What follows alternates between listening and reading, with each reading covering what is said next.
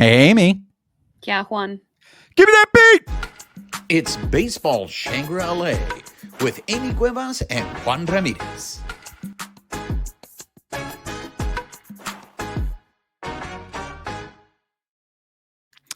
What's up, party people? She is Amie Cuevas. I am Juan Ramirez. You are listening or watching Baseball Shangri-La. If you are listening to us on the podcast, please make sure you're subscribed to the podcast, rate us, write us a review, help spread the word. Tell everybody to come join the party. If you're watching us on YouTube, make sure you're subscribed to our YouTube channel. Hit that notification button. Give us a thumbs up. Leave us your comments. We love engaging with you. And most importantly, make sure you're following us on social media, on X at BB Shangri-La, on Instagram, YouTube, and Bluesky at Baseball Shangri-La.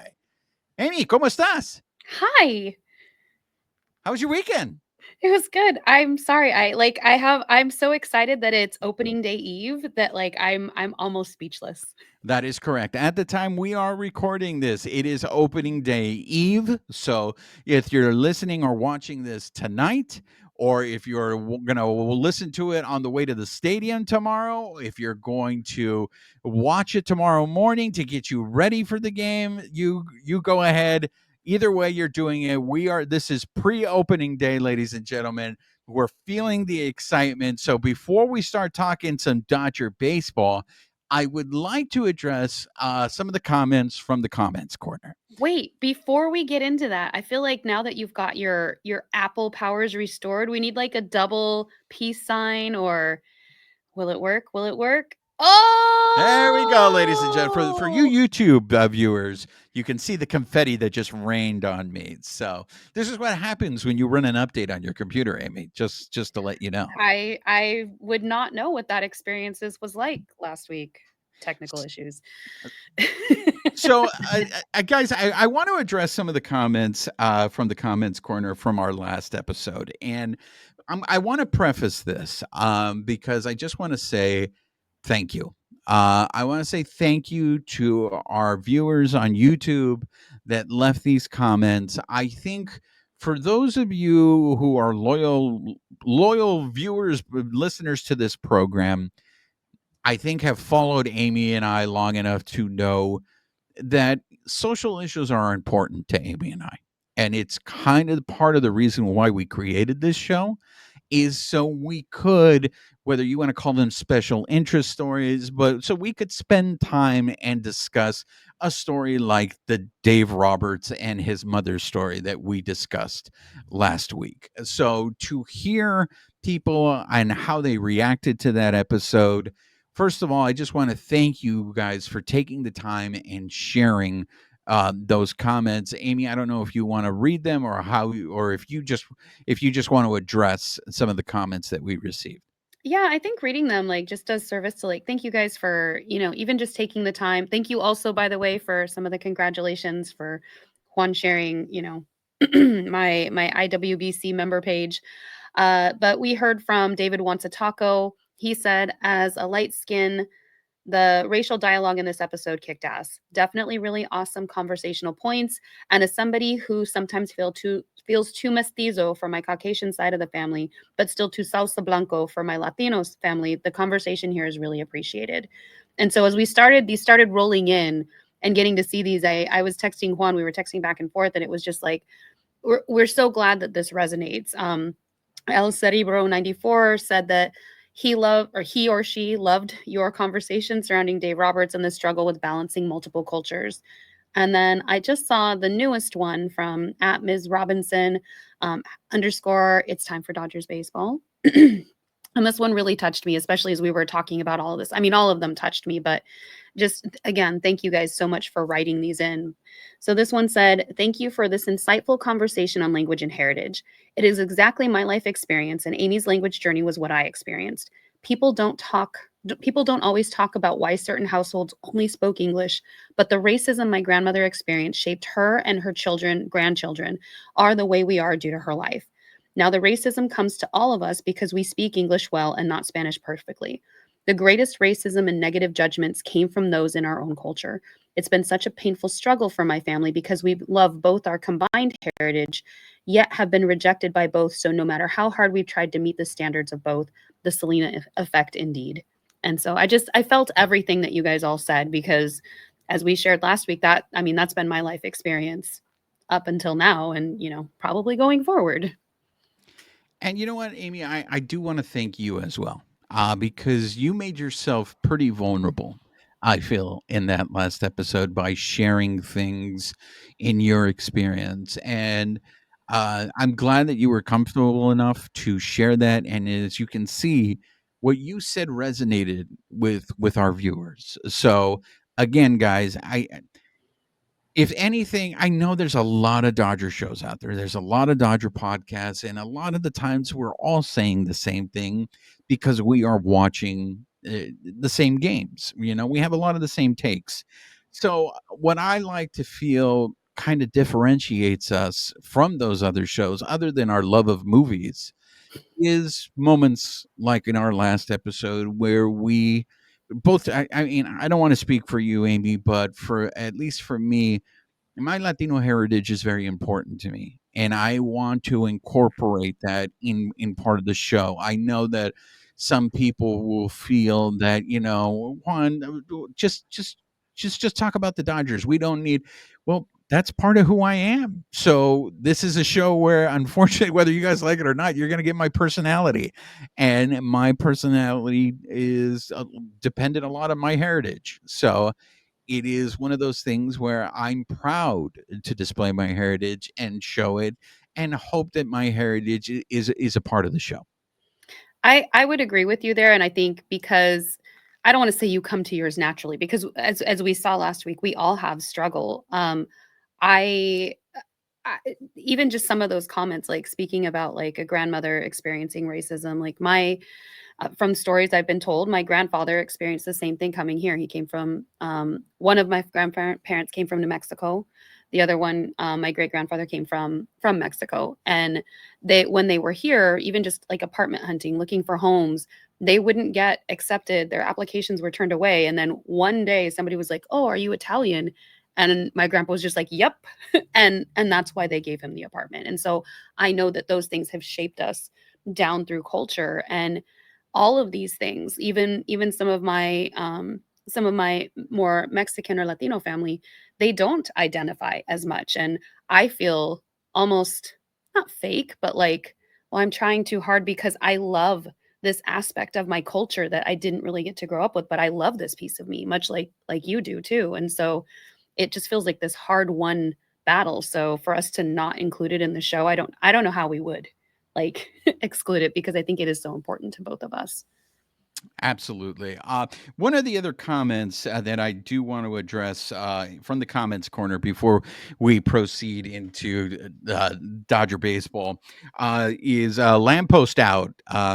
Lamppost Out said Jeff Passen and Mina Kimes spoke out against the Trump administration, framing Jackie Robinson's accomplishments as a product of DEI. Dodger baseball media was mostly silent. The Dodgers said nothing. Perhaps it is because many of our star players are MAGA. He cites Blake Snell, Tommy Edman, Blake Trinan. For the most part, baseball media was gutless. You know what, Lamppost Out? I have to say, and I think we're going to get into this further on this episode in terms of on another subject, but I do feel that his statement is fair. And I went back and I did not see the Dodgers formally make a statement on the Jackie Robinson DEI issue. In terms of other Dodgers media, I guess maybe Spectrum LA would be considered Dodgers media. I did not see anything from Spectrum. I know Dave Say. I did not see him post anything. Now he may have said something on Dodgers Talk. So if anybody can correct me on that. I know Alana Rizzo, even though she's technically not Dodgers media, she does have her show Dodgers Territory. I know that she did say something. So there are some people in that cover the Dodgers that did speak out against this Jackie Robinson DEI issue. But overall, Lamppost out, I think it is fair. Or your comment, and I am disappointed. I'm disappointed that the Dodgers did not I don't want to say stand up for Jackie Robinson, but for Mina Kimes and Jeff Passan to go as hard as they did to point out Jackie Robinson's accomplishments. And I know this is where people will go, well, come on, Juan. Every year the Dodgers go ahead and they celebrate Jackie Robinson. The Dodgers do a lot for Jackie Robinson. And there's truth in that. There is. But at the same time, when literally Jackie Robinson is his story is being attacked for the organization that spends a lot of time publicizing how they played a role in Jackie Robinson's story, for them to not come out and make a statement, I found was disappointing. So I think Lamppost out is fair, and I think what he's doing also is just assessing his expressing his disappointment in the Dodgers. I did see that Sonia Chen, she's one of the writers for the MLB. She had reposted Jeff Passan's, I guess, his story, or the comments that he made last week, and basically saying, like, it's great that the story's back up, but I keep going back to how disrespectful these statements are to Jackie Robinson and his legacy. It's an incredibly dangerous precedent to erase important parts of our history that we should be continuing to learn from today. And she posted some other stuff, an excerpt from Jackie Robinson's autobiography. So if you get a chance, check out her tweets. But she did post about it and had some things to say. And I'll have more to say about this later on in the show when we address another topic, because I do believe these issues are related. Anything else from the comments corner that you want to address, Amie, before we start talking some Dodger baseball? No, I mean, I'm just so grateful for all our listeners. Just thank you guys so much for taking the time to listen and to reach out to us. And, we really appreciate it. Try to comment back where we can. Yeah. All right. Now let's get into it. And a pleasant good evening to you, wherever you may be. Amie, so the Freeway Series just ended. So we are now on the verge. It is opening day eve. We are going make opening day a national holiday. I'm not going to sit here and say that now we can officially start the season, because technically the season has already started. This is a continuation of that. So starting, I know you were at the stadium on Sunday at Dodger Stadium covering the start of the Freeway Series. So we're going to get into all of that. But really quickly, I just want to throw this out to you, Amie. We're going to talk about the whole Tokyo series later on in the show. But I will say this. I don't like the fact that those two games in Tokyo counted. We come back and we play 3 exhibition games, and now we're going back to the opening day. I really wish that those games in Tokyo would have been just treated as an exhibition, and then tomorrow, opening day, is officially the start of the season. To me, it just seems a little odd that we had, and I know we did this last year, but you have 2 games that you played, and all of a sudden you go back and you do an exhibition series, and now we're going to rev things up. I just not like that we're having a domestic home opener, or? Yeah, I just feel like I think what makes opening day special is it's opening day for everybody. It's opening day across the country. But we still get a version of it is still the domestic home opener, so it is still opening day per se. No, it is. It's just, for me, look, it's first world problems. It just feels it's a little like, all right, you're all pumped for the start of the season, and now we're back to watching these exhibition games against the Angels. As the guy who woke up at 3 a.m. That's right. That's right. Okay, because that's how excited I was. And now I go to watch meaningful baseball, and now I got to go back to watch meaningless baseball. I look at it the opposite way. I'm excited these guys got a rest, especially with the jet lag, and they got some practice games so that they didn't have to go jet lagged into the season. So for them, they got to shake the rust off and then go into their home opener. No, there's nothing. I totally agree with what you just said. For me, I just would have just treat that as an exhibition, and then have the official start of the season, beat it tomorrow, everybody starts 0-0. The Dodgers already have a 2-game lead going Look, into pal. opening day. Look, pal. We're opening it up to international fans, but we do have Sunday off, so we have a weird wonky start. And it's in the benefit of the team because right now they did confirm they're not having to look for that sixth man in the starting rotation because of the way that the season stacked up. So really, this is giving our pitching a chance. Like, That is give true. it a rest. Of course, you always have to find the positive in everything. Oh.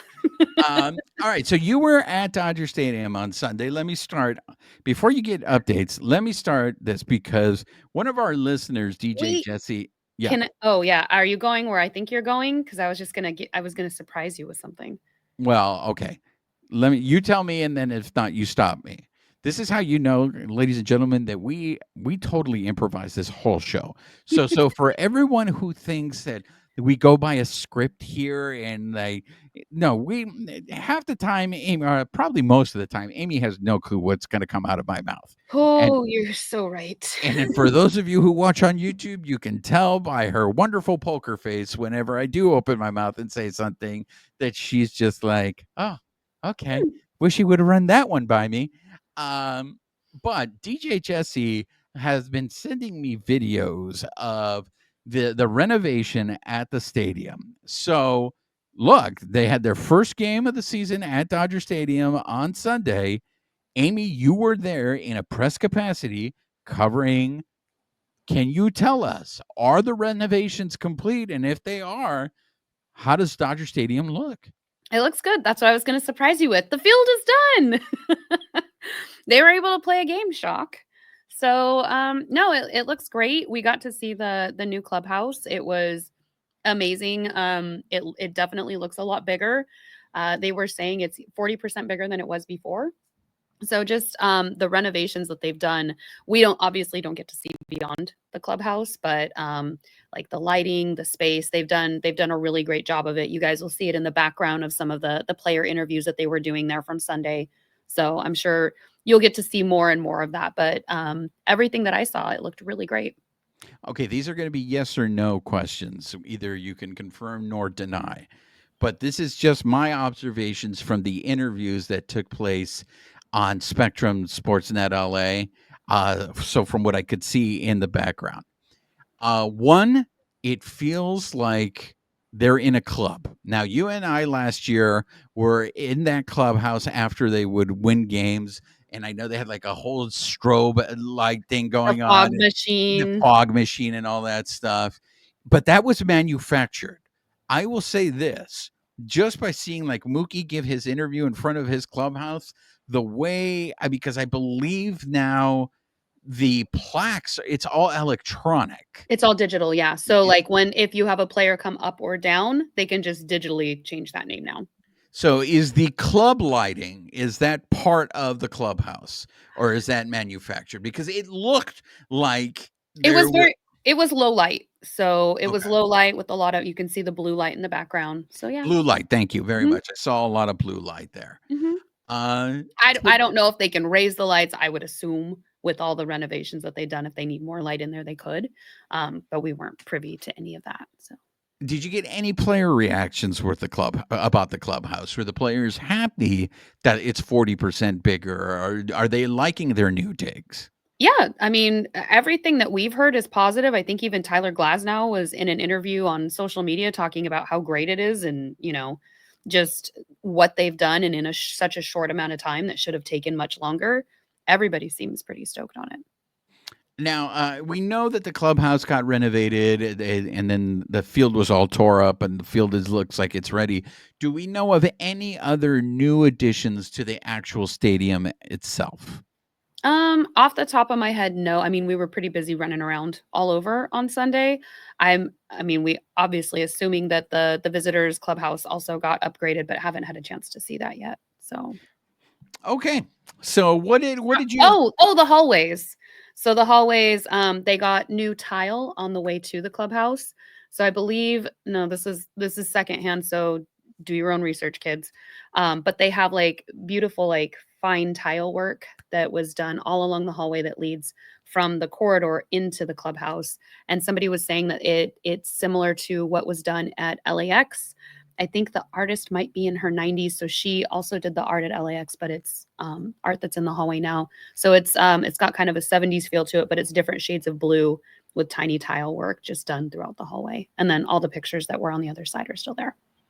And I did receive confirmation that Mariachi Joe's mural is still up in the reserve section. I forgot to look when I walked in. I was so happy to see all my people again, all the people that we see behind the scenes, that I didn't even look for the mural. I got confirmation that it is there, still there. Now, I also believe they changed the design of the World Series championships along the right field low section. Is that correct? Yeah, so I mean, I don't know this for a fact, I'm assuming, but they had the longer panels with the year and then, whatever the icon was on the side to make room for yet another championship. They're more circular, and so they're a little bit more condensed, so they're more like baseballs, right? With the year that they won. Yeah. All right. Okay. Well, what updates did you have for us? Because I know you talked to Dave Roberts on Sunday. What news do we have getting ready for opening day that matters?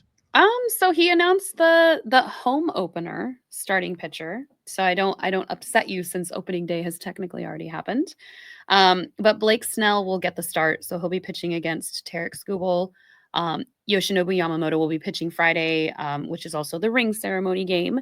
And then we've got Roki Sasaki on Saturday, which is also Oral Hershiser Jersey Day. Both of those pitchers for Friday and Saturday are to be determined from the Tigers side. There's been some speculation maybe Flaherty would be the one pitching on Friday after the ring ceremony, but we don't have confirmation yet. I was thinking about that as I was watching the Freeway Series. And they were talking about the great matchup on opening day between Blake Snell and the Cy Young Award winner for the Tigres. I thought, because my wife asked me, she's like, "Where did Jack Flaherty go?" I was like, "Oh, he went back to the Tigers." And then I was like, "Oh, that means he's probably going to pitch against the Dodgers." And wow, if they do that to him on the World Series on the ring night that he pitches. He already said that, I think, on an interview like a month ago on Foul Territory, when they were talking about it, like, "Oh, are you going to put your Dodgers jersey on to go get your ring and then go over and, pitch?" And he was like, "No, I'll be wearing my jersey, but, get my ring." So he's already acknowledged it. I actually thought he was going to be the Friday starter based on the conversations, from weeks ago. So to see it show still as like to be determined was a little like, oh, I thought we were already settled on this. So he may end up pitching on Saturday for the Tigers just so he can get his ring on Friday. Because if he's pitching on Friday, there's no way I think he's participating. And that's if he hasn't gotten it yet, because I don't remember if I heard correctly if he had already gotten it at the beginning of spring training or not. So I don't know. It all remains to be seen what happens when you're not on the team anymore. Do they send you your ring ahead of time? I would assume not, though, because you wouldn't want that getting leaked everywhere before everybody else gets to see it. In past cases, usually if that player is visiting or the Dodgers will be seeing that play, they did that with Kike. Because Kike never got his ring at Dodger Stadium. I just remember hearing somebody during spring training saying something about it. So I don't know if it was joking or hearsay. There was a lot going on at that time. No, so. I would be very surprised. I think Flaherty's going to get his ring sometime during this homestand. Like I said, if he does end up pitching for the Tigers on Friday, I don't see him participating in the ring ceremony. I could see maybe the Dodgers giving him the ring before Saturday's game if he doesn't pitch and he gets his ring there. But it's interesting because the Dodgers lined up. So you got Yoshi and you got Roki in that. So it's interesting that Roki's in the 3 spot in this rotation and that Tyler Glass now is going to open the series against the Bravos on Monday, because Sunday is an off day, but Tyler did just pitch. So the starting rotation in the order, and I know this can all change throughout the season, but it's interesting. It's going to go Snell, Yamamoto, Roki, Glass now, and then Dustin May. The fact that Roki is going ahead of Glass now, to me, is very, very interesting. Now, it could be... Are you reading tea leaves again? It's not that I'm reading tea leaves. I just find it surprising that they're putting... Because eventually... And like I said, we don't know, but it seems like maybe the Dodgers are going to be open to having Yamamoto pitch twice in a week. And the fact that you have Yamamoto and Roki right next to each other, those are two Japanese pitchers that historically are used to only pitching once a week. Now, they did pitch Yamamoto twice a week towards the end of last season, but the majority of the time, Yamamoto was pitching once a week. So the fact that Roki and Yamamoto are back to back, I find that interesting, and I also feel like, and maybe it's a health concern with Glass now, but I'm just surprised by it. I'm not reading into it. I'm just surprised by it, Amie. Well, if Yamamoto pitches again, though, it won't be till next Friday. So that's almost a week away with the way they have their days off. So it's not like, and that No, could be what they're trying to do, why they put them next to each other, because of the weird way that the season started in Japan, Freeway Series, and then we have the weird days off. That could be by design to give them more that extra time off so they don't have to use the sixth starter at this point. And then we might see, like you said, they might shake up the rotation again once the regular season really hits its stride. And it's like, all right, now we've got to move these guys around just to make sure that they do get the rest that they need. there's going to be a point in the season where either Yamamoto or Roki pitch on a Monday. And if that's the case, one of those guys is going to have to pitch on Sunday of that week, unless they decide to throw a bullpen. Or if there's a week where they're playing 7 games, one of those guys is going to pitch twice in a week. So that's And they that. have a bunch of days off coming up. So like they've got 6. No, they've got like at least 5 days off in April. So all of the Thursdays are no games, and then they have that random Monday off on the 21st. So they've got some wiggle room before we might even see it more set in stone, and then see what happens from there. Something to keep an eye on. I'm curious to see how they handle the rotation. What else? What other updates do you have? I'm just trying to kind of go over my notes here. So we obviously got a Mookie update, which we can get to in a little bit, but really just kind of touching on all of the players, like talking about how honored Blake Snell was to even get the start. This is his first year as a Dodger, kind of, local kid. And then I say kid, he's, old enough, but just that this is like basically another feather to put in his hat. So just kind of seeing where it goes. And then we also heard that Shohei Ohtani is going to start his throwing program again, probably this Saturday. So he may be starting, like we already talked about, he might be starting a little bit more from scratch since he had to focus on his arm, just making sure that his batting was ready for the season to start. And then now he can actually give a little bit more focus to pitching, but they still don't have a timeline for him. They're really just kind of taking it day by day because they want to make sure he's still going to be able to not only pitch into the latter part of the season, but also hit. They don't want to do anything to damage him, and then we lose him completely. So everybody's just kind of handling him with kid gloves. So the Dodgers ended up winning 2 out of 3 in that Freeway Series. They could have very easily have swept that Freeway Series. They had a little bit of a meltdown in the 9th inning in that first game down in Anaheim, but at that point, let's say the non-roster invitees were in the game, and they were the ones that were having that. But I was gonna say these still aren't the full games where it's our starting roster. Like exactly, but look, they again. I just can't stress this enough. They just look like a well-oiled machine. I mean, Tyler Glasnow had 9 strikeouts in what was supposed to be his tune-up for the season. So Tyler Glasnow definitely looks like he's ready to go. I think you're very encouraged by what Dustin May ended up giving you 5 innings in his tune-up. Again, for me, I think the pitching is really gonna. I'm very excited to see this pitching, and in particular to see how that bullpen just comes in and seems to shut everything down. So, like for me, it was just business as usual. Ho hum. They come back from Tokyo. They play these games, and now they're ready to start the season. So, very excited here on opening day eve. Amie, let's get into really what everybody's talking about. Let's talk about this Mookie Betts situation, because you were there on Sunday when Mookie first talked about this We then later got an update again from Mookie when he played in that last game in the Freeway Series. Take us back to Sunday, that initial conversation with Mookie. Sure. And to kind of back up even a little bit more, before we got called down in the middle of the game to go speak with him, he was running drills on the field. So he was, catching grounders, getting his workout in. And then when we went down to kind of hear what he had to say, we got a lot of the questions everybody's been asking answered, right? So found out exactly when. So 2 days before they left for the trip to Japan, really wasn't feeling well, wasn't holding anything down. As we know, he got sent back home on the 18th. He went thinking that it was just like a little bug, like it was going to resolve itself. And, it turned out to be like one of the worst plane rides he said he's ever had. And so it basically came down to he feels healthy, like his body feels good. They were doing tests on him and everything was coming out fine. He just couldn't hold down food.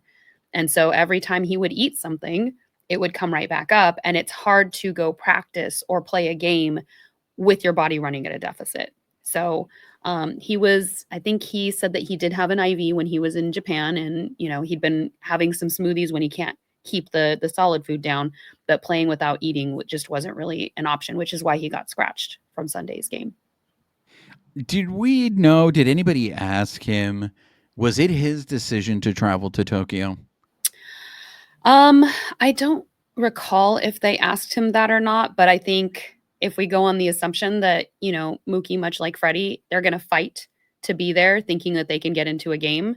But I don't recall that being asked, because I think they actually put the majority of that interview up on Sportsnet LA. So like sometimes we'll see like the first 2 or 3 minutes, and then some of that interview, it doesn't get scrapped, but it just doesn't get posted on social media. From what I could see, the majority of that got posted. I just found it interesting to hear when he was describing about the flight there and the flight back were horrible experiences for him.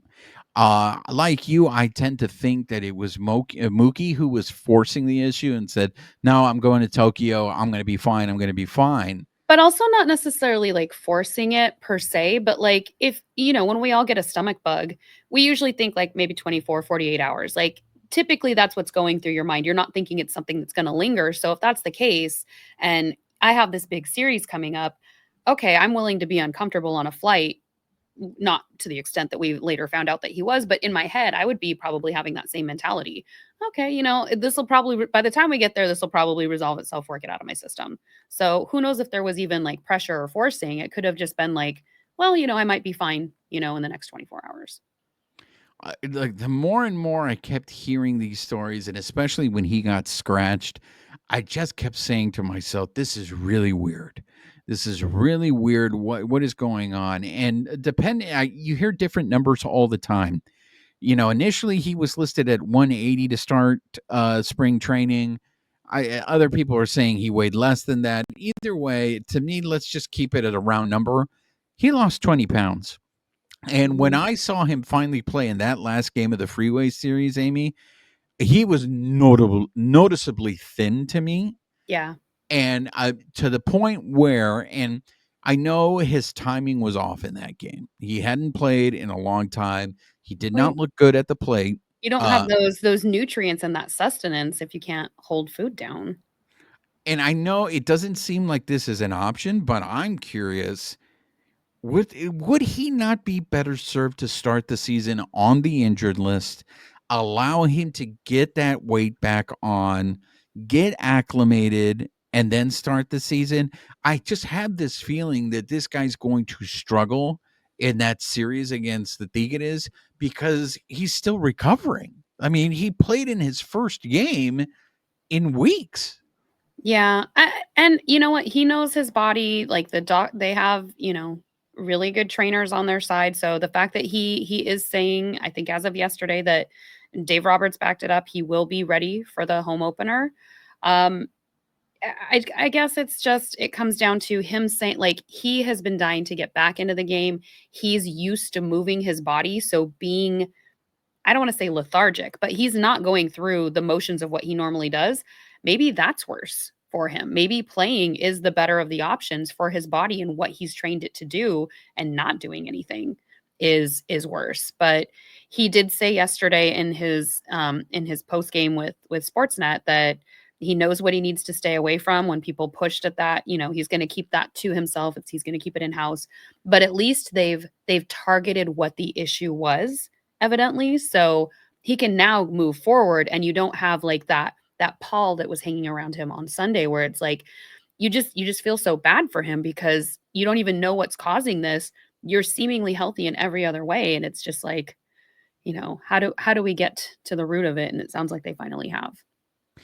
And there's part of the reason I love Mookie's interviews, because there's no BS to Mookie in his interviews. And like Mookie, people love him or hate him. I know. Interviews, and I love his interviews. Like, I'm just like, you do you. I love his interviews too, because he's being realistic. Like, it's like, what do you want me to do? You know what he is? He pulls a page out of the Amie Cuevas book where it's like, what are you gonna do? Like, what are you gonna do? What are you gonna do? Asked him a question, because I will say this: I felt as a viewer watching those interviews, I was starting to get uncomfortable, because it seemed like the reporters were trying to get him to say what it is that he had, and it seemed like Mookie, and like you just said, they may know what he has, but no one is sharing that with the public, and that to me seemed it was getting very awkward and uncomfortable. That he was just not going to tell you like what it is that he has. Well, and he's saying he knows what he needs to stay away from. So it could even be like a food intolerance or something like that. Like, as somebody who has an actual food allergy, not an intolerance, like, I get it. That stuff is brutal. You can't mess around with it. But like, when stuff like that happens, especially if that's what it ends up being, if he knows what it is, like, all you can do is process of elimination at that point. So some of these things do take time, but I mean, as a player, as a person who sometimes wears a media hat, as somebody who's a fan, like, some of the stuff, like, I get wanting to know, but it's also like some of the stuff is just like, this is mine. Like, I don't want to share that. Like, I'm already I shared a lot with you guys. Like, can I just have this piece to myself, please? Look, Amie, this is the reason why I understand why people call me the Prince of Darkness. Here we go. When this was going on for weeks, and it was just very weird that he, they weren't announcing what was wrong with him, and they kept scratching him, and they kept scratching him.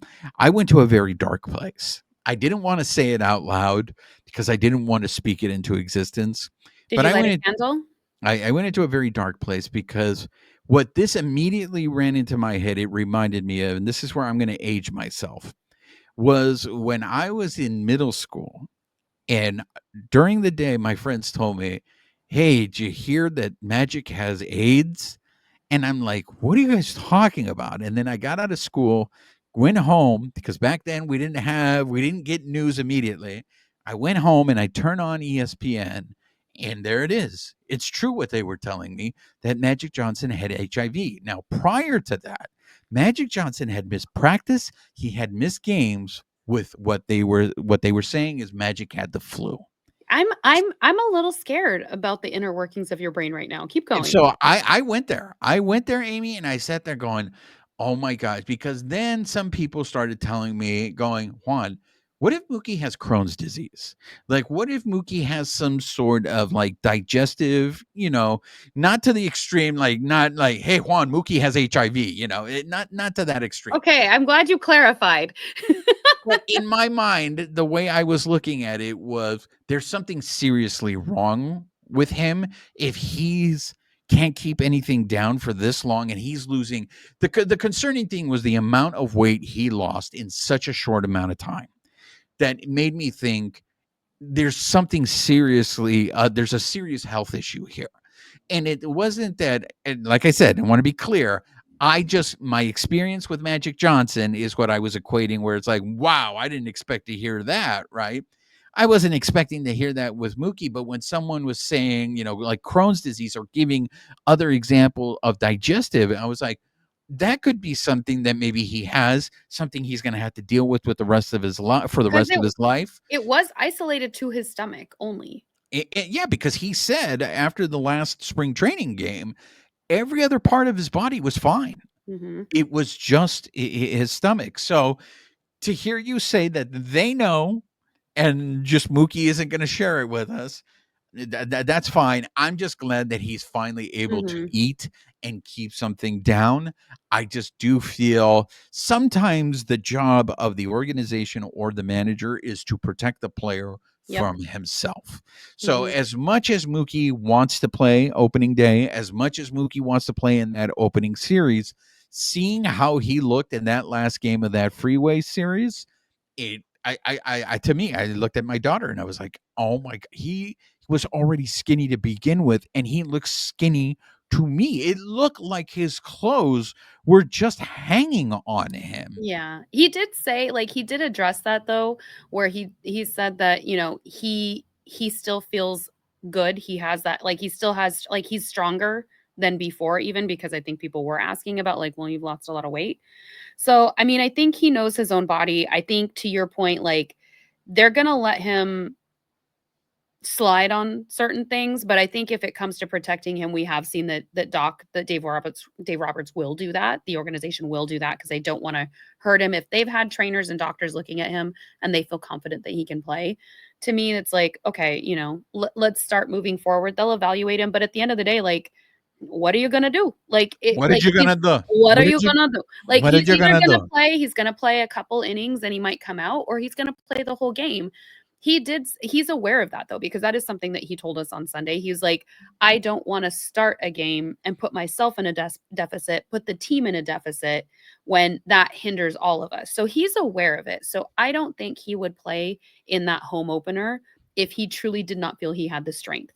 And if he goes through today working out and you know what, he just doesn't feel up to it, I hope he feels, I don't want to say safe enough, but like, I hope he feels confident enough in his own, like, you know what, I think I am going to sit this game out, go ahead and play somebody else. I'm hoping also that he realizes all the love and concern that everybody feels towards him.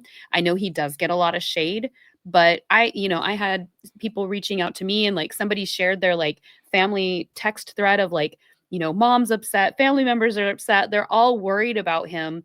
I hope he felt that collective worry and concern for his well-being, and he knows how much the fans of Los Angeles care about him. Well, hopefully this means he is on the road to recovery. We will definitely learn more tomorrow because you know what, Amie? Today is opening day eve. Oh my Tomorrow we have gosh. opening day. We have Dodger baseball at Dodger Stadium. That counts. Real quick, Amie, I know you're going to be at opening day. Do you have any specific rituals, anything that you do on opening day? I mean, other than getting there super, super, super early. No, I mean, figuring out what I'm gonna wear, what I'm gonna do with my hair, braid it up, wear one of my Dodgers World Series hats, or, braid it with my blue ribbons, figure out which jersey I want. Really, it's just about being excited for the season starting again, the season starting domestically, and just being there and getting to see everybody. Like, I love being at that stadium. I love being in my seat. I've got my new scorebook for this year. I got to charge my transistor radio, like, just getting all my stuff ready in my bag to go. How many straight opening days in attendance at the stadium is this for you? Not as many as you would think, because we got cheated with COVID. So I don't know, when did we get to go back? 2021? Oh, that's a good question. I don't know.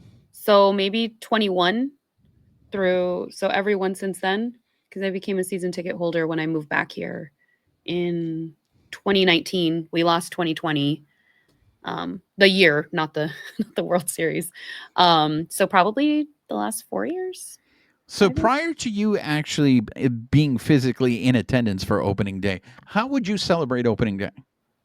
Usually I was flying down to Southern California. I couldn't afford to go because I was still living in Northern California. I couldn't afford to go to opening day and fly down here. So I might go to like, there's a bar in Long Beach. I might go to Glory Days with family and watch the game there. Or, and then we would pick up a game like the Friday or Saturday game afterwards that were a little cheaper that we could afford. So it always involved watching the game, having gear on, whether by myself or with people that I cared about, and just reveling in baseball. How do you celebrate? Well, I mean, I always watch it on TV. That's what I do. I really don't do anything special. I just watch it on TV. What do you wear? I wear whatever I woke up in. It's either, as my wife and my child say, my uniform of choice is the Adam Sandler look. So it's No, no, basketball shorts and a hoodie, or a t-shirt. I don't. no jersey? No, I don't. Look, I am one of those people. I know I'm probably like a contradiction where it's like, Juan, but you like baseball so much.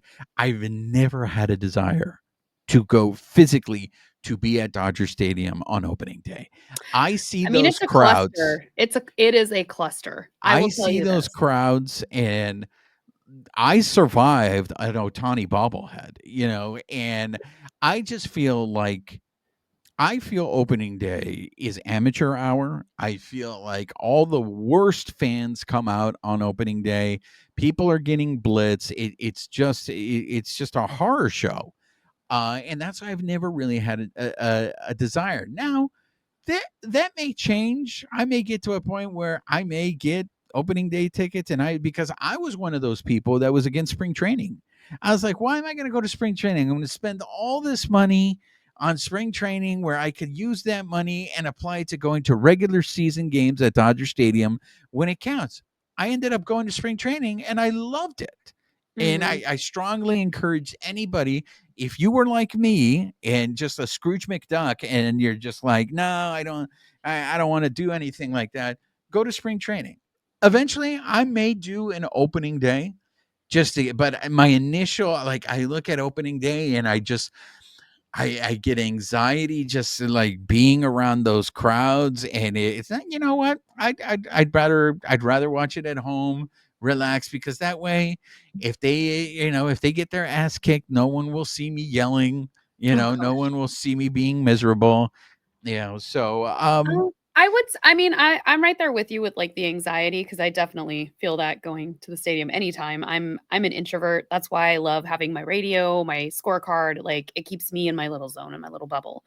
Um, but much like there are some facets of amateur hour there, but it's almost like spring training when you walk in and you see like basically your baseball brethren, like everybody at spring training is like they love baseball. I feel like that's been my experience at opening day because partially the cost. Like, I mean, you can blow the money to go and like take your selfies and walk around and to see the stadium and maybe you're a casual and there's nothing wrong with that. But I also feel that that is a game too that people like diehards do go to or season ticket holders because it's part of our package. Like I'm going to be there and I don't have the stress of the ticket thing. Like that's where I'm fortunate. But I feel like once you get in those lines, like everybody's happy to be there. So it's not like some of those other days, like if you are there for like certain games and it's just like it's kind of that whole like ho hum in line, you have that buzz while we're all waiting to get in there. And I just circumvent some of my anxiety by getting there super early so that, I can get at least to the front of the lines. I don't care about when I get in there. I just want to know that I'm in there and I'm in there safely. for our viewers and listeners, how did you have special opening day rituals? How do you spend opening Mhm. day? We'd love to hear it. Please make sure you leave us comments. We love engaging with you. Yeah, Amie, let's. I wanna know how other people are doing it too. Like, do you guys have jerseys that you wear? Do you have a favorite hat? Is there a memory tied to it with a family member or whoever got you into baseball? Like, that's the stuff, like, I wanna know. Inquiring minds want to know. And tell us.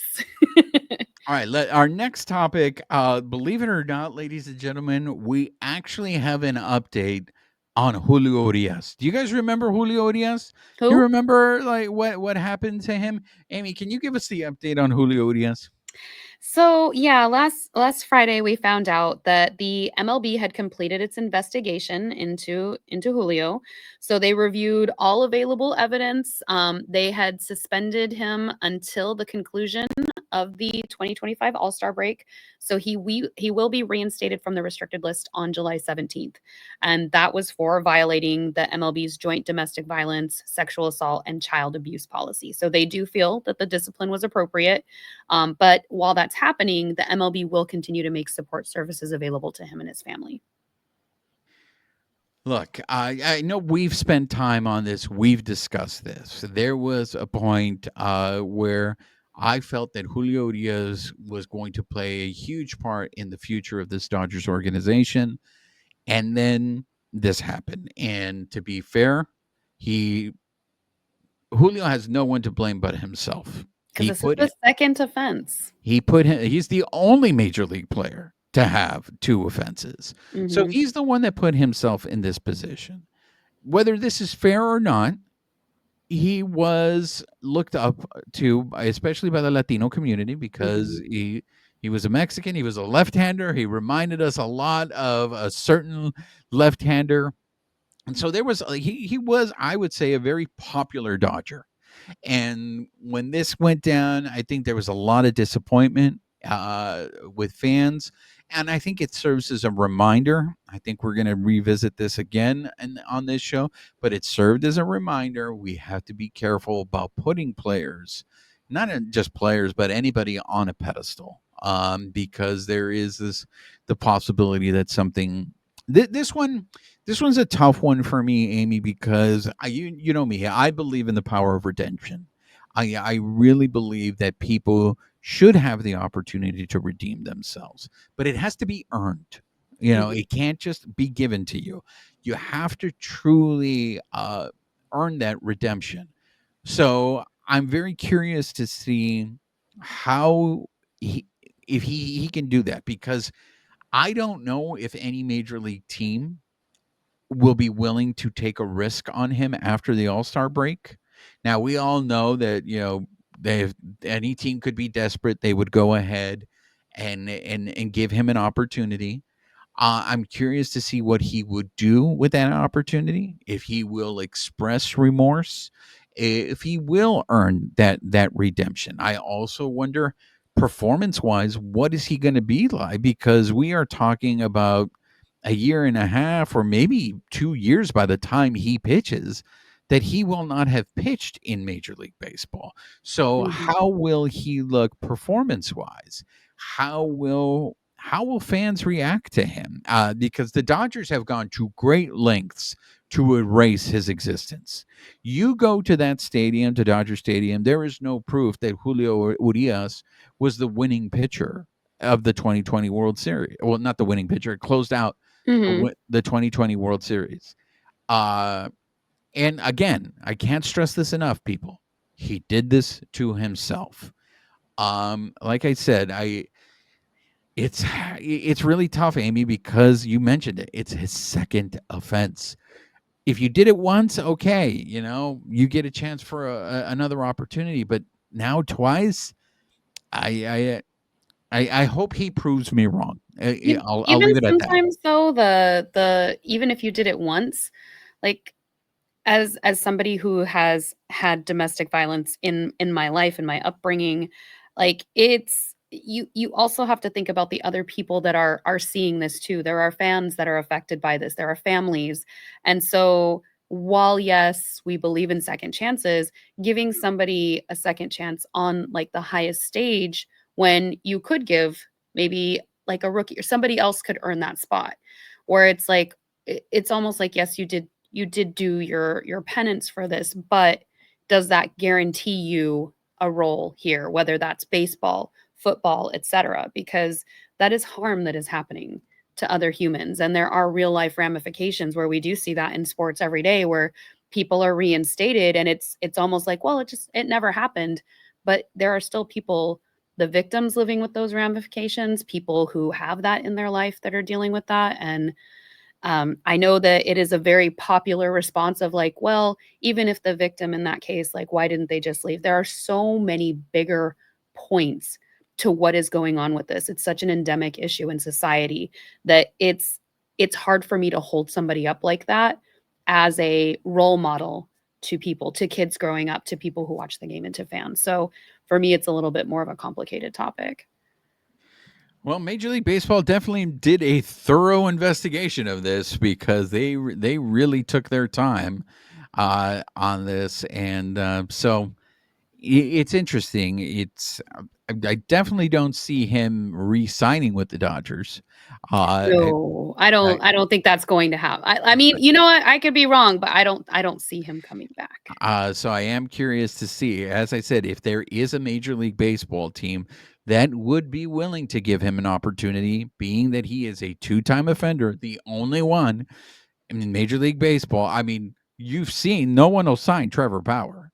Mhm. So, and he doesn't have the two violations that Julio Right. does. So this is you and I having this conversation, assuming that a team would give him an opportunity after the All-Star break, but we don't know. We just really don't know if anybody in major, because they are definitely taking a risk if they do sign him, because I don't even know, if it's in the bylaws of the collective bargaining agreement. If he does it again, if he violates it again, it's either like that's it, you're done, like you're banned for life, like We don't even have anything. Like they're like that would have to be something I would assume that would be addressed in the next CBA, right? it's uncharted territory. But hopefully this story has a I don't want to say that I don't know if there can be a happy ending in this story. I really don't. If somehow Julio Urias learned something from this and was able to make changes in his life to make him, not only perhaps maybe earn the forgiveness of the victim, or I don't know how you would measure it, but to just, if we can look back and be like, you know what, this guy made a mistake. He made two horrible mistakes and he was able to redeem himself.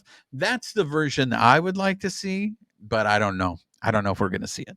I hope he gets to find a better version of himself out of this. I hope like that to me is the best case that could come out of it. MLB aside, like I hope he learns that this is just not how you treat humans. Absolutely. Okay, next topic. We got Bob Nightingale was reporting this, but it seems like the Tokyo series was a huge success for Major League Baseball. And even though I just started off the show by saying I don't like the fact that opening day is, outside of the United States, I seem to be in the minority because this thing was a huge success. Amie, can you give us the figures of how they are defining success for this Tokyo series? Yeah, there was so much that went into this. So even just from a viewership perspective, both games averaged 24 million viewers altogether. So game one had 25 million, game two had 23 million. As far as game one, that was the most watched MLB game in Japanese history. And By, then by just by any chance, I don't know if you would have this, I but might. do we know what the numbers were for the World Series, like in terms of viewership? I don't for this. I can check back in my notes, but so you had the Bob Nightingale tweet, but I had the MLB article that broke this down. Okay, all right. So, but they did compare it to other things. So like they did say that this was 6 million higher than the previous most watched, which was the first game of the Soul series last year, which had 18.7 million. So, and even with the people waking up, so you included, this is your number right here. So those who woke up at 3 a.m. and watched the Fox broadcast, 838,000, which made it the most watched Asia opening day game ever. So you Wow. contributed to that. Congratulations. But there's more though. It's not Oh, just the ratings. no. So even included in that, so the Yomiuri Giants game averaged 18 million. The Hanshin Tigers, there was 12.3 million, which was kind of a bummer because then you saw the Cubs numbers. And when they played the Giants, it was 10.4 million. So compared to the Dodgers with 18 million. And then when the Cubs played the Tigers, it was 5.7 million. Compared to the 12.3 with the Dodgers, but still the most watched MLB exhibition game in Japanese history when the Dodgers played the Giants. And then all four I can't even do it. Exhibition. Exhibition games, thank you, averaged about 11.6 million viewers across all platforms. That didn't even account for them having the largest merchandise sales for any MLB international event. Did you see the number on that one? No, give us the number, please. It was more than 40 million, obviously led by everybody buying the Shohei Ohtani jersey, but that's compared to the London series last year. It beat the London series by more than 320%. Like, I mean, you always hear like it's just 100%. You can only have 100% of anything, and this beat it by 320%. And comparison, when LA hosted the All-Star game in 2022, it beat the All-Star game's proceeds by 105%. Like how? Is there more? There is more. So the store at the Tokyo Dome, it was a 30,000 square foot store. They had 140 registers. They averaged about 1,000 transactions per hour and about a half a million in products sold. So like it blows everything else out of the water. And across the 6 games, they were at max capacity crowds. They had 252,795 people in attendance across all those games. And then they did mention some of the social media stats. So there were 88.07 million video plays, 9.17 million engagements on social media. So it literally blew everything out of the water. Anything else? What are you looking for? I'm just curious because I want you to get everything out before I say what I'm about to say. No, those are all the stats that I wrote down. So clearly baseball is growing. Viewership is growing. I love, by the way, that you just pulled a Kramer on me when he did Movie Phone. And he's like, why don't you just tell me the name of the movie that you want? What do you want to talk about? What I want to talk about is clearly from everything that you just said in terms of ratings, in terms of attendance, in terms of merchandising. Clearly, the Dodgers are bad for baseball. Oh, they're horrible. The Dodgers are bad for baseball. The worst. Which leads us into this next story, which to me, you on the verge of this giant success story, right before you're going to start the season. And then what do we hear, Amie? So I sent you a message because I saw a post by Jeff Passen. I think he was on Foul Territory and talking about the impending lockout that will most likely happen next year and that the salary cap is going to be the basis of that. His question to everybody, like, go watch the little video clip that he had, but he basically said, is it worth it to take a great area of MLB that we are in the midst of right now and absolutely torpedo it in the pursuit of financial gains? So all of these people who are crying poverty and that the Dodgers are ruining baseball and that they can't do what the Dodgers are doing, and it's going to potentially lead to salary caps, a lockout. The players are not going to go for that. Is it worth it to halt the forward momentum that we're making in this game when clearly, like, you have people interested? You're going to go piss them off again? I know some people who never came back after that last lockout in the mid 90s. Do you want to risk that again? I mean, I totally understand what Jeff Passan's saying here. Two things. And that is, I do love the distinction that Passan makes in not calling this a strike, but calling it a lockout. Because I think that verbiage is very important because the lockout puts the onus on the owners. The owners are the ones that are doing this. All right.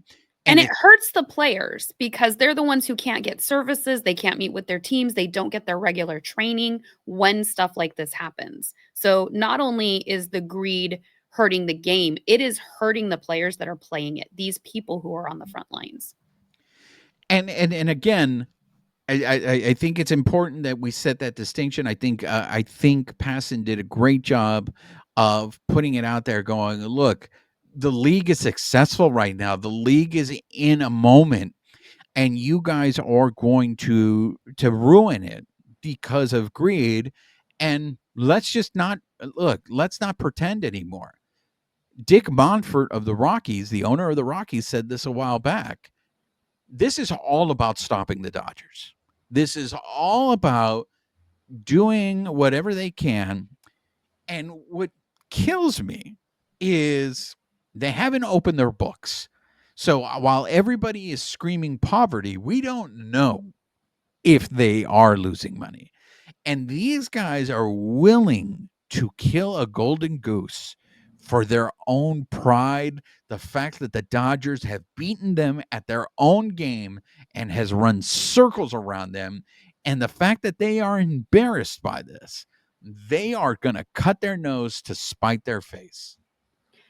I don't understand it. Like I was hanging out at the brewery again this weekend, and there's a mix of Dodgers and Angels fans there. And just hearing how Dodgers fans are excited about the upcoming season and what this team is doing, and then you talk to Angels fans and they want that for their team, and they can't have that because their ownership just is not willing to play ball essentially. And like that's so sad, not just for the players on the team but for that fan base, because they deserve better. And these are the same people who are going to cry poverty and point the finger and potentially ruin this game. Like when he says that they're going to absolutely torpedo it in the pursuit of financial gains. Like he mentioned we've just made gains on the pitch clock. The ABS that they tested in spring training this year seems to be well received. There's so many things that are moving it in a positive direction. And so we're just going to be spiteful and just stop that for what? Like, And now that you bring it up, it's been a decade since the last time the Angels were in the World Series.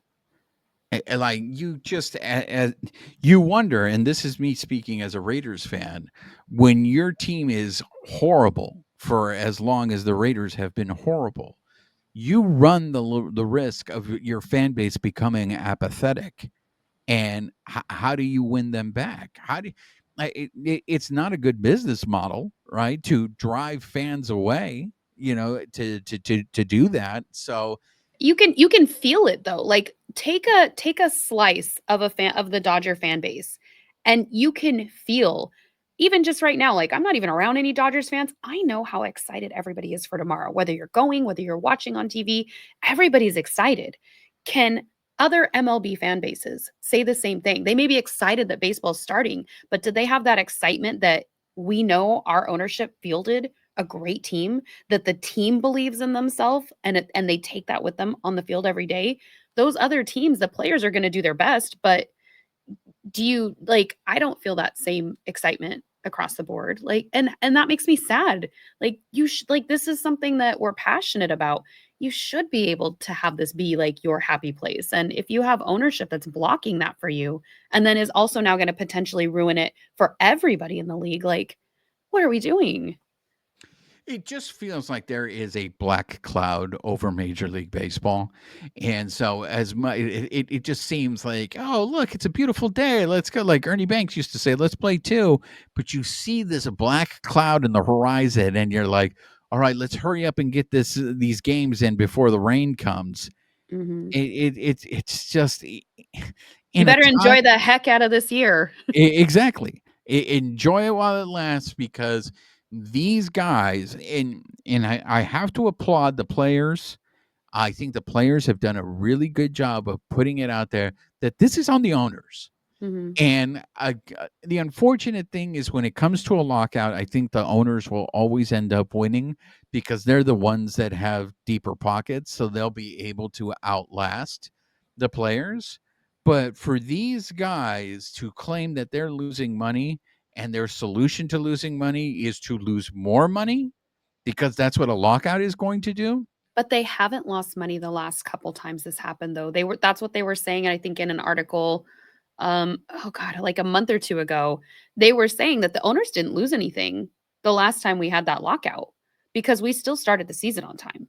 So Well, yeah, that's why I'm saying the players are always at a disadvantage when it comes to this. I almost hope they hold out, like, as much as I don't wanna start a season late again because we have that PTSD from the 2020 season and then the following season because of the lockout and then it getting moved back. I The changes that this is gonna bring to the game, I don't think everybody realizes that, "Oh, yeah, it's gonna stick it to those darn Dodgers." It's gonna hurt you too down the road. It's gonna hurt your players as well. So for all of the maybe not grasping the full scope of it, I really just hope that the players do hold out so that it doesn't change this game in a negative way and it doesn't take away from the momentum that we have. Because if the owners get their way, like, what is that gonna do to this game? I know Dodger fan doesn't want to hear this, but I'm fascinated by if the Dodgers don't win the World Series, what are the owners going to say? You had the team who spent as much money as they did, and they didn't win the World Series. But your argument is that the Dodgers are buying championships. Well, they didn't win. So what is your rationale as to why there needs to be a salary cap without a salary floor? But it doesn't even need to, we don't even need to use this year, whether we win or we don't. You have the 2020, I'm trying to think, the 2023 season.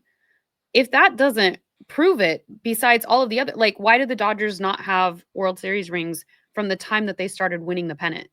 Like, if, they've paid a lot for the players that they had. What, like, it's not a rational excuse to me.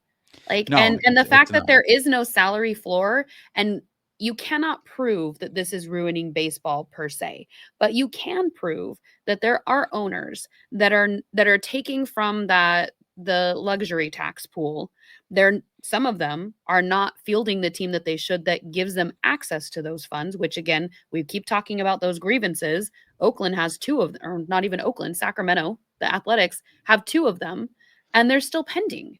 So there are no repercussions. Why do we not have the salary floor first to actually fix the problem that we have? Instead, it's more of a, oh, look over there, that's the problem, instead of, no, this is the problem. It has been a problem. It continues to be a problem. And you have disciplinary action that hasn't been taken for this problem.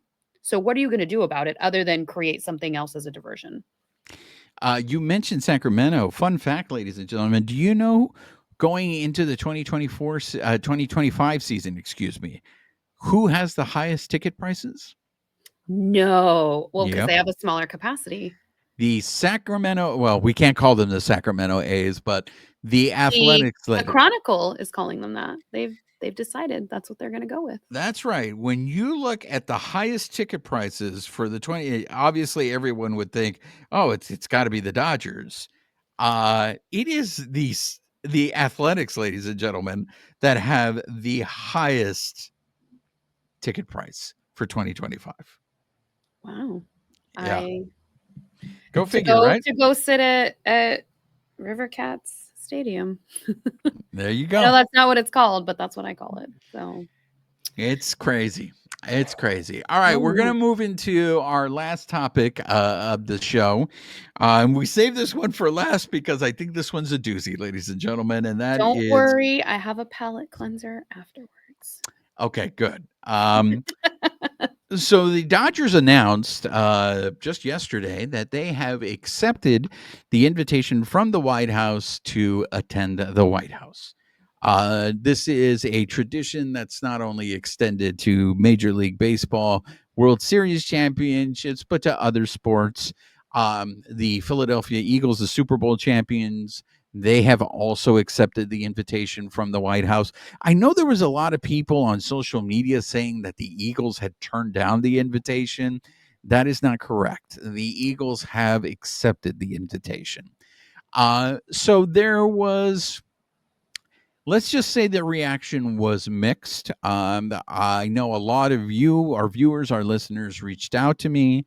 They don't agree with the Dodgers' decision. Some things that came out of this, Dave Roberts initially had said he was unsure whether he would attend. Turns out Dave Roberts has confirmed now that he will attend the White House for the celebration. Mookie Betts is still undecided.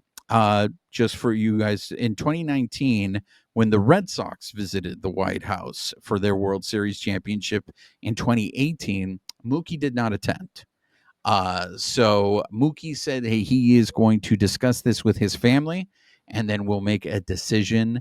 Amie, you would think that something like this, that is a good thing because the Dodgers won the World Series, wouldn't cause as much, I don't know, maybe controversy is too strong of a word, but it does seem like there is a kerfuffle in regards to the Dodgers accepting this invitation. Yeah, I mean, it's like you said, players are going to be making their own decisions. A lot can happen between now and the time that they go. So who knows what the ultimate decision will be, but it's definitely charged. Okay, I will not put you on the spot. I'm Mhm. giving you my 2 cents here. Am I will say this, I am disappointed by the decision, but I am not shocked nor surprised that the Dodgers have accepted the invitation.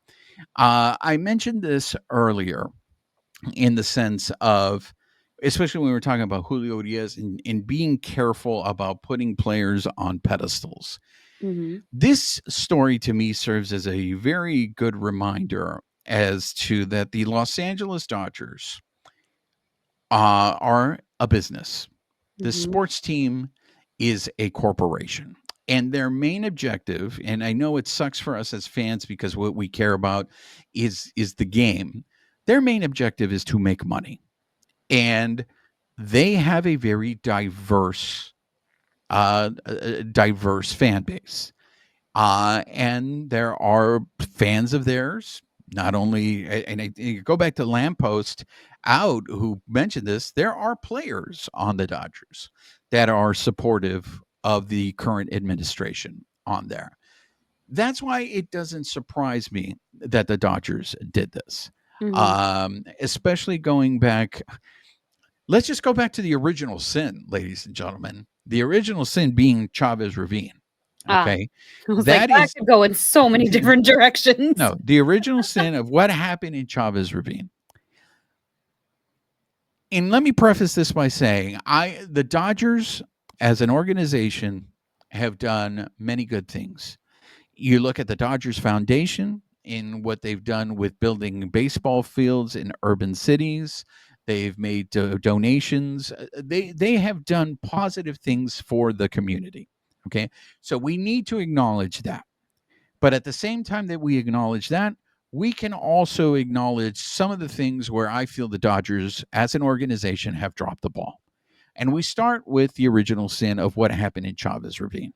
There are many villains in the Chavez Ravine story. Okay. The Dodgers are one of them because they could have stepped in and done something about it. Another example where the Dodgers are a villain, look at that Spectrum TV deal. When that Spectrum TV deal initially was done, 70% of your fan base, of your viewers, were unable to watch that. And this went on for years. If you truly cared about your fan base, do you not go back to the negotiation table, give maybe some money back, and say, you know what, we need to make sure the Lakers did this. We need to make sure that this channel is available on every package so our fans can watch this. Go back to what happened on the LGBTQ night. The way the Dodgers handled that, that was on them. Now, regardless, I think there was going to be a fan base that was going to be upset about that. But the way the Dodgers themselves handled that was very poor. So I've been a big fan, Amie, of the Heritage Nights. Mhm. I really have. And it's because I've seen firsthand how people react when they see their heritage acknowledged. When I was there on Guatemalan night and to We see, were there. yeah, we were both there. I love that. But when I see decisions like this, Amie, I tend to see the other side. I see why people now feel like we're just being used. You guys don't really care. The Dodgers don't care about our heritage. What they care about is making money off of us. Look, ever since they signed the Japanese players, all of a sudden, I mean, there is, if you go behind the pavilion in right center or center field, there is a wall devoted to Asian players. It wasn't there before. And the Dodgers had Hideo Nomo, Hiroki Kuroda. The Dodgers had other Asian players.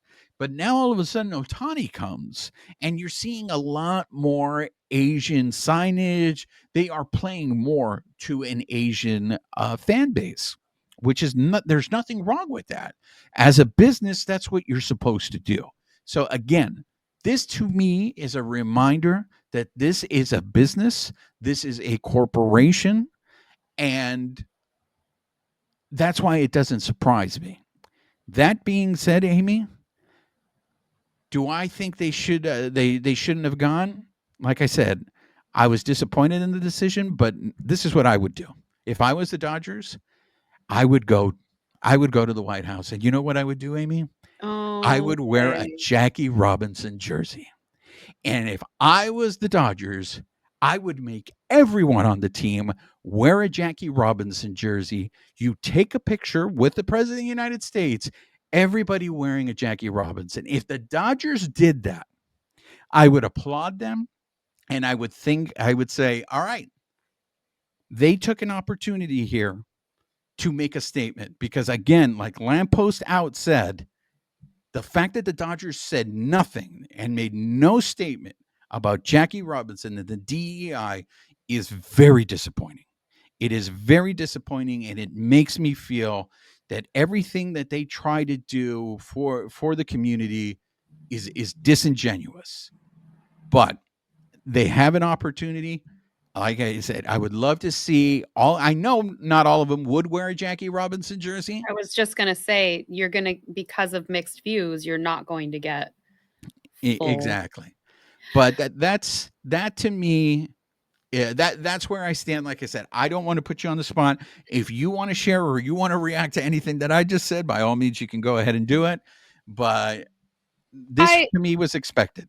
Yeah, I mean, you know me, I tend to play this stuff a little bit more close to the vest, just for professional reasons. I hope that all the players make the decision that that feels truest to them. I mean, I know what my decision would be if that was the case, and I might be going on a sightseeing tour elsewhere that day if I was a player, but they all have to do what's true to them. And I applaud Mookie for, going to his family and figuring out what works best for him. I hear a lot the argument that we need to separate politics from this. And to me, it's like you can't separate politics from this, because if we did separate politics in this, why do we sing the national anthem before the game? What does the national anthem have to do with any athletic sporting event? And Right? many people right now feel that while the national anthem is representative of our country, that it doesn't not represent them, but it doesn't even offer the protections for them. And that's sad to have, people who don't feel, seen in this country. And to your point about the heritage nights, that is something, whether it's monetary for, certain organizations, at the end of the day, even if that's the case, the positive byproduct is people feel seen. People come to that night. It is important to them. They get their families together and they go, and they are happy to be seen. So even if there is maybe an ugly side to it, I don't know. These conversations are so hard because we all have personal views on all of this stuff, and you and I tend to align on this. So it's hard to see this stuff play out. And there is no right answer because we're not all going to agree on it. No, that's like, and that's why we can't lose. It's stuff like this that is just a reminder to me. As much as I love baseball and I love the game, it's not like this is going to make me stop rooting for the Dodgers. Like, there are people that after what happened at Chavez Ravine, absolutely refuse to root for the Dodgers, and I get it. That's them. And then you had a portion that came back because of Fernando Valenzuela bringing them back in. He was the great uniter in that respect.